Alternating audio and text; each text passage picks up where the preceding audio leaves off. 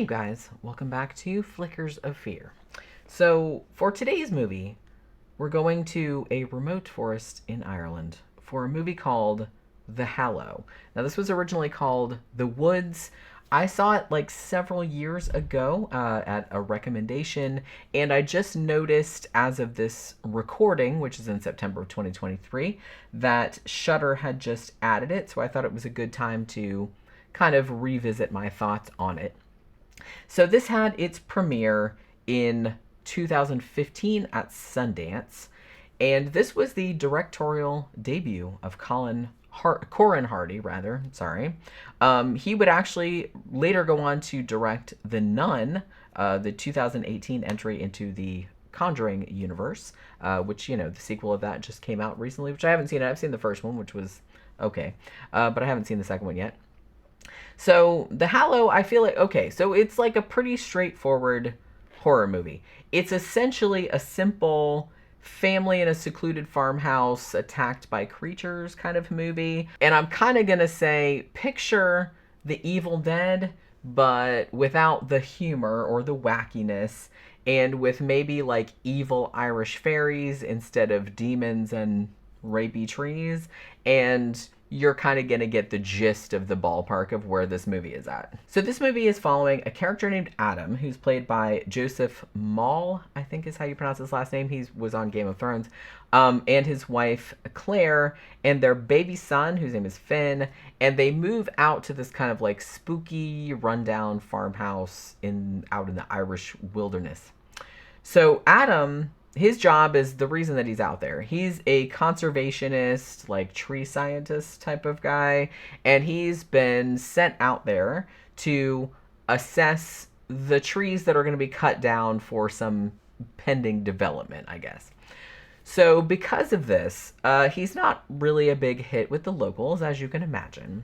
Because the locals not only like don't want the forest that actually provides a large part of their livelihood to be cut down, but also because they actually do genuinely believe in these kind of like creepy beasties that live out in the woods, and they don't want these, you know, creatures to become pissed off and start coming out to steal babies, which is apparently something that they are reputed to do. Particularly antagonistic in this regard is a neighbor of theirs whose name is Colm Donnelly, and he just keeps like turning up at the family's house to threaten them and kind of like warn them about the dangers of like all these creatures in the woods that they're antagonizing, and maybe they need to stop it. Obviously, though, Adam is very skeptical of all of this, you know, and he just thinks a bunch of it is like mythological nonsense, obviously, as you would probably.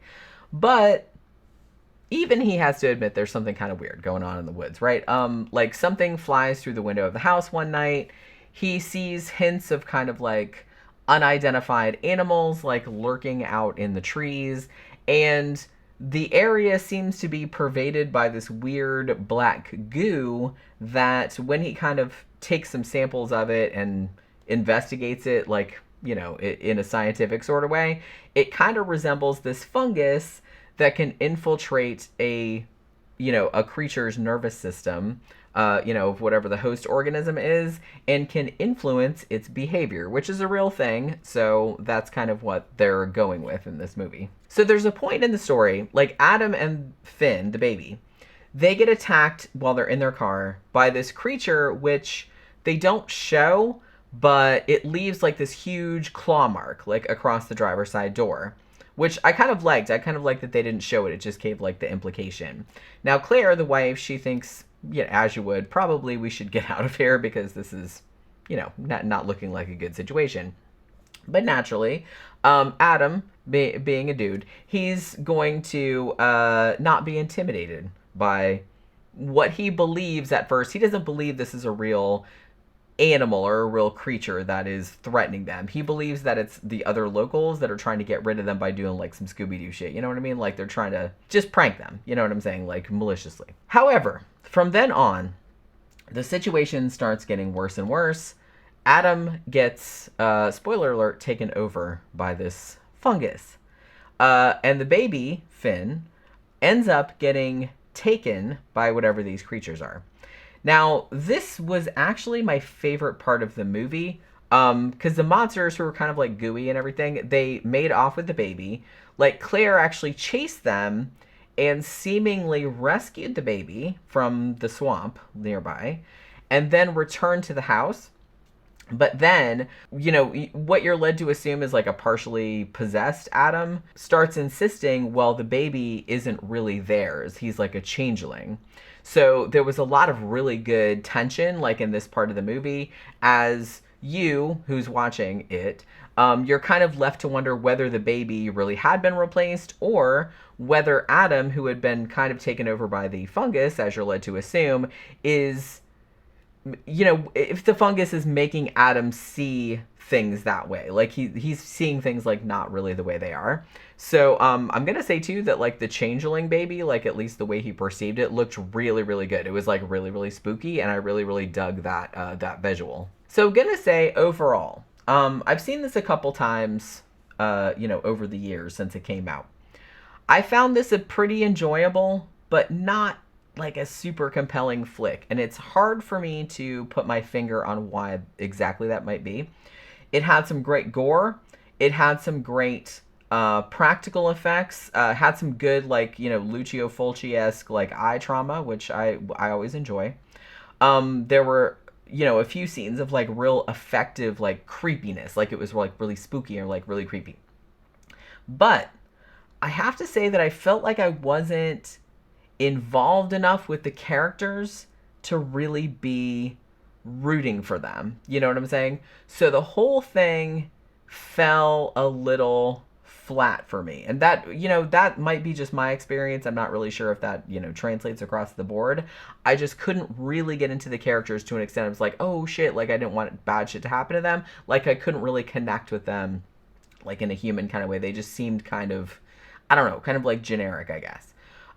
Also, while I liked the overall concept of this movie, I do kind of feel like they should have given more of a distinctive flair to the movie based around the Irish folklore. Like, if that's the way that you're going to go, that these are kind of like these, kind of like baby stealing fairies, like out in the woods that are, obviously going to steal your kids and shit like that and like replace them with changelings, I kind of feel like you should lean really hard into that, because there's a lot of movies that are, cabin in the woods type movies. It's like, we're stuck in this cabin, there's like all these whatever beasties like outside, and it's like, so I kind of feel like they should have like distinguished it a little bit more from like other ones, because this one, I don't think they did that enough. So I kind of feel like it came off as a little bit of a run-in-the-mill cabin in the woods type movie. It's just, you know what I mean? It could have been like anything out there, and I feel like they should have like really played up the Irish folklore aspect of it a little bit more, in my opinion. I'm just saying. I mean, this was elevated by the acting, which is very good, and the eerie setting of it, and the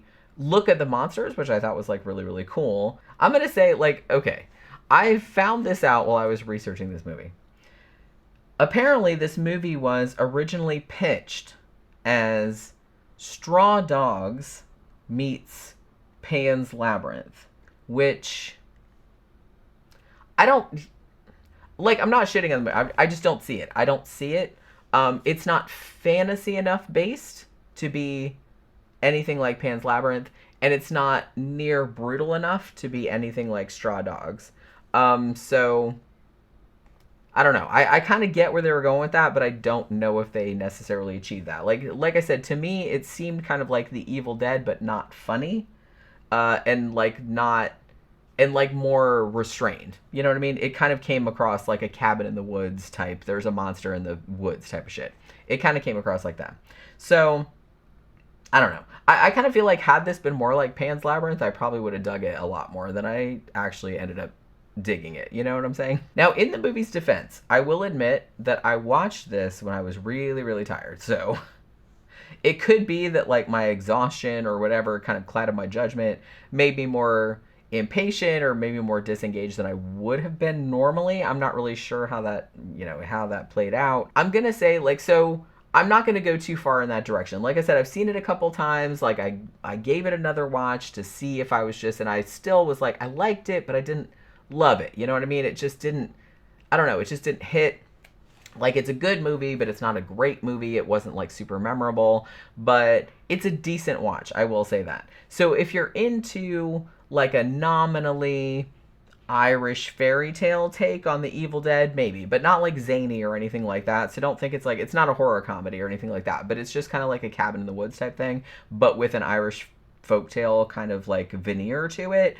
If you're into that, if that sounds cool, then then maybe, like, give it a whirl, because it is on Shudder at this moment, and so you might really dig it. But like I said, I liked it well enough, but it didn't really stand out to me a great deal, even after the second watch.